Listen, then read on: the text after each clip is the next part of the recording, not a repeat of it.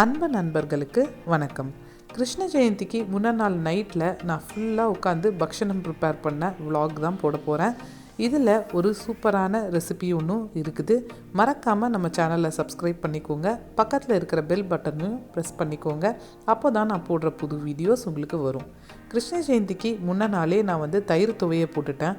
அடுத்ததாக வெண்ணெய் எடுக்க போகிறேன். எனக்கு நானே கிருஷ்ண ஜெயந்தி ஹனுமன் ஜெயந்திக்கெல்லாம் என் கையால் வெண்ணெய் எடுத்தால் தான் எனக்கு ரொம்ப சாட்டிஸ்ஃபேக்டரியாக இருக்கும். இந்த வாட்டி நான் க்ரீமை ஃபர்மெண்ட் பண்ணல. ஸ்ட்ரெயிட்டாக அதில் ஐஸ் கோல்ட் வாட்டர் போட்டு அதை நல்லா பல்ஸ் மோடில் ஒரு 5 மினிட்ஸ்க்கு பீட் பண்ண உடனேவே வெண்ணெய் திரண்டு வந்துருச்சு. வெண்ணெயும் மோரும் சூப்பராக செப்பரேட் ஆகி வந்திருக்கு பாருங்கள்.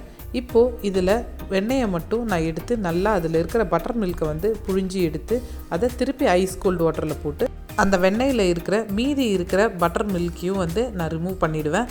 நான் கம்ப்ளீட்டாக க்ரீம் டு கீ எப்படி செய்கிறது அப்படின்ற ஒரு டீட்டெயில்டு வீடியோ நம்மளோட சேனலில் போட்டிருக்கேன். அதையும் நீங்கள் மறக்காமல் பார்த்துக்கோங்க. லிங்க்கை நான் டிஸ்கிரிப்ஷனில் கொடுக்குறேன். இப்போ இந்த மாதிரி எல்லா வெண்ணெயையும் நான் எடுத்துட்டேன். அதை ஐஸ் கோல்ட் வாட்டரில் போட்டு ஒரு 2 to 3 டைம்ஸ் வாஷ் பண்ணி எடுத்துக்கிட்டால் பட்டர் ரெடி ஆகிடுச்சு. இதை பேக் பண்ணி வச்சுக்குவோம். அடுத்ததாக பொரி உருண்டை எப்படி செய்கிறதுன்னு பார்க்கலாம். இதுக்கு ஒரு ஹெவி பாட்டம் கடாயில் 4 கப் பொரி, அதாவது 800 கிராம்ஸ் பொரியை லோ ஃப்ளேமில் வச்சு இந்த மாதிரி லைட்டாக உடச்சா கிறிஸ்பாக உடையணும். அந்த மாதிரி இருக்கிற ஸ்டேஜில் நம்ம எடுத்து வச்சுக்கலாம். பொரியை ஒரு 4லேருந்து 5 நிமிஷம் வரைக்கும் வறுத்தா போதுமானது. 4 கப் பொரிக்கு 3/4 கப் நாட்டு சர்க்கரை இல்லைனா வெல்லம் எடுத்துக்கோங்க. இதில் 2 டேபிள் ஸ்பூன் தண்ணி சேர்த்துக்கோங்க. தண்ணி சேர்த்துட்டு நல்லா வெல்லத்தை கரைச்சி விட்டுட்டு, வெல்லமோ நாட்டு சர்க்கரையோ அதை நல்லா கரைச்சி விட்டுட்டு அதில் இருக்கிற டஸ்டெல்லாம் நம்ம ஃபில்டர் பண்ணி திருப்பி அதே கடாயில் போட்டு நல்லா பாகு பதத்துக்கு நம்ம மிக்ஸ் பண்ணிக்கிட்டே இருக்கலாம். த்ரூ அவுட் திஸ் ப்ராசஸ் நான் ஸ்டவ்வை லோவில் தான் வச்சு செய்கிறேன். அதையும் கவனிச்சுக்கோங்க. ஃபஸ்ட்டு இப்போ கொஞ்சம் நுரைக்க ஆரம்பிச்சிருச்சு. அதை கொஞ்சம் தண்ணியில் போட்டு பார்க்குறேன். இது எந்த ஒரு ஷேப்பும் எடுக்கலை. இது கரைஞ்சி போயிடுது தண்ணியில். அதனால் அது கரெக்ட் ஸ்டேஜ் கிடையாது. இன்னும் ஒரு ஃபியூ செகண்ட்ஸ் கழித்து, அதாவது ஒரு 40 to 50 செகண்ட்ஸ் கழித்து கொஞ்சம் நல்லா நுரைக்க ஆரம்பிச்சிருச்சு. இதையும் நான் கொஞ்சம் தண்ணியில் போட்டு பார்க்குறேன். பாருங்கள், இது நல்லா ஷேப் ஹோல்ட் பண்ணுது. இதை வெளியே எடுத்து பார்த்தோம் அப்படின்னா நல்ல ஒரு சாஃப்ட் பால் கன்சிஸ்டன்சிக்கே இருக்குது. இது அதிரசத்துக்கான பதம். அதனால் இதுவும் கிடையாது. திருப்பி ஒரு ஃபியூ செகண்ட்ஸ் கழித்து நம்ம பார்க்கலாம். அப்போ பார்த்திங்கன்னா நல்லா இந்த தண்ணிக்குள்ளே நம்ம பாக விடும்போதே அது கொஞ்சம் ஹார்டாக ஸ்டிஃபாக ஆகிடும். நம்மளுக்கு எடுக்கும்போதே அது கொஞ்சம் ஸ்ட்ரிங்காக வர ஆரம்பிக்கும். ஹார்டாகவும் ஆகிடும். வெளியே எடுத்த உடனே நம்மளுக்கு அந்த கேண்டி மாதிரி ஆகிடும். அதுதான் கரெக்டான பதம். இதை வெளியே எடுத்த உடனே சாஃப்டாக இல்லாமல் நல்லா ஹார்டாக ஒரு சாலிட் ஷேப் ஹோல்ட் பண்ணும். இதை ஒரு தட்டில் போட்டு நம்ம தட்டினோன்னா டிங் அப்படின்னு ஒரு சத்தம் வரும். பாகு ரெடி ஆகிடுச்சு. இனிமேல் நம்ம ஸ்டவ்வை ஸ்விட்ச் ஆஃப் பண்ணிவிட்டு ஒரு 1/4 டீஸ்பூனுக்கு கம்மியாக சுக்கு பொடி சேர்த்துப்போம். சுக்கு சேர்த்துட்டு நல்லா மிக்ஸ் பண்ணிவிட்டு கொஞ்சம் கூட தாமதிக்காமல் நம்ம பொரியை ஆட் பண்ணிடுவோம். பொரியோடு சேர்த்து நான் ஒரு 2லேருந்து 3 டேபிள் ஸ்பூன் வேர்க்கடலையும் சேர்த்துக்கிறேன். அது ஆப்ஷனல். நீங்கள் பொட்டுக்கடலை கூட சேர்த்துக்கலாம். சேர்த்துட்டு இதை நல்லா இந்த வெல்லம் இது எல்லாத்துலேயும் ஈவனாக டிஸ்ட்ரிபியூட் ஆகிற மாதிரி நல்லா மிக்ஸ் பண்ணி எடுத்துக்கோங்க. இதில் நீங்கள் ஏலக்காய் சேர்க்கணும் அப்படின்னா கூட நீங்கள் சேர்த்துக்கலாம். அது கம்ப்ளீட்லி உங்களோட சாய்ஸ். அதே மாதிரி நான் யூஸ் பண்ணுறது சேலம் பொரி.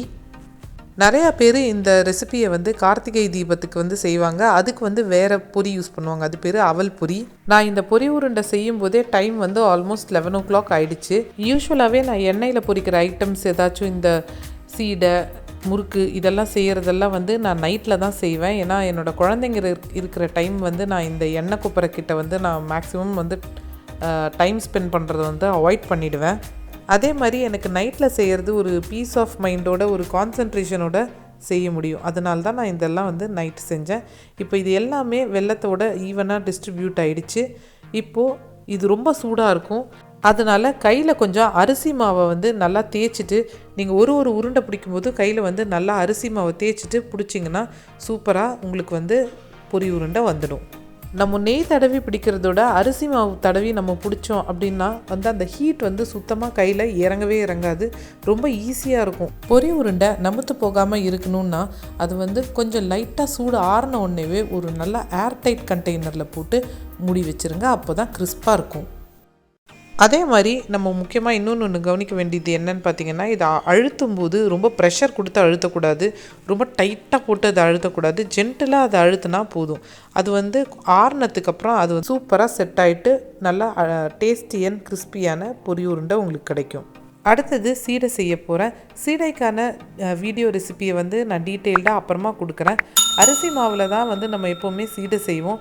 இந்த வாட்டி உப்பு சீடை வந்து நான் அரிசி மாவில் தான் செஞ்சேன். பட் வெள்ளை சீடை வந்து அரிசி மாவில் செய்யணுமா அப்படின்ட்டு யோசிச்சுட்டு வேண்டாம், அதை நம்ம வந்து ஜோவர் ஃப்ளோர், அதாவது சோள மாவு, அதில் நம்ம செஞ்சு பார்த்தா எப்படி வருது அப்படின்றதுக்காக நான் ட்ரை பண்ணேன். அது வந்து ரொம்ப நல்லா டேஸ்டியாக இருந்துச்சு. நான் வெள்ளை சீடையை வந்து சோள மாவில் பண்ணுறதுனால பொட்டுக்கடலையோ இல்லை உளுந்த மாவோ நான் சேர்க்கல. இந்த சீடை ஒரு தனி சுவையோடு இருந்துச்சு. எப்போவுமே நம்ம வந்து சீடையை பொரிக்கிறதுக்கு முன்னாடி நம்ம அதை கொஞ்சம் நல்லா ஆற போட்டுட்டு எண்ணெயில் போட்டு பொரிச்சு எடுத்தோன்னா வெடிக்காது. அந்த டிப்பையும் ஞாபகம் வச்சுக்கோங்க. அடுத்ததாக முறுக்கும் கொஞ்சம் ரெடி பண்ணி வச்சுக்கிட்டேன். ஒரு அரை அரிசி போட்டு கொஞ்சமாக முறுக்கு ரெடி பண்ணி வச்சுக்கிட்டேன். அதுக்கே மணி வந்து எனக்கு 12:30 ஆயிடுச்சு. கிருஷ்ண ஜெயந்தி அன்னைக்கு காலையில் வந்து அவல் புட்டும் பொங்கலும் ரெடி பண்ணிட்டேன். அதுக்கப்புறம் ஆஸ் யூஷுவல் வேலைகள் தான். சுவாமி பாதத்தை வந்து வீடு பூரா வச்சு குழந்தைங்களுக்கு வந்து அழகாக கிருஷ்ணர் வேஷம் போட்டு எங்கள் வீட்டு கிருஷ்ணருக்கெல்லாம் அலங்காரம் பண்ணி நாங்கள் ரெடி பண்ணி வச்சுருக்கிற பக்ஷணம் எல்லாத்தையும் வந்து சுவாமிக்கு நெய்வேத்தியம் பண்ணிவிட்டு இது எல்லாத்தையும் நாங்கள் எங்களோட பக்கத்து வீட்டு சொந்தங்களோட நாங்கள் பகிர்ந்து சந்தோஷமாக கிருஷ்ண ஜெயந்தியை கொண்டாடினோம். அவங்களும் சூப்பராக வெரைட்டியான பக்ஷணங்கள்லாம் எங்களுக்கு ஷேர் பண்ணாங்க. நல்லா ஜாலியாக என்ஜாய் பண்ணோம். இந்த வீடியோ உங்களுக்கு பிடிச்சிருந்தா மறக்காமல் லைக் பண்ணுங்கள், ஷேர் பண்ணுங்கள், சப்ஸ்கிரைப் பண்ணுங்கள். மீண்டும் உங்களை ஒரு சூப்பரான வீடியோவில் சந்திக்கிறேன். நன்றி.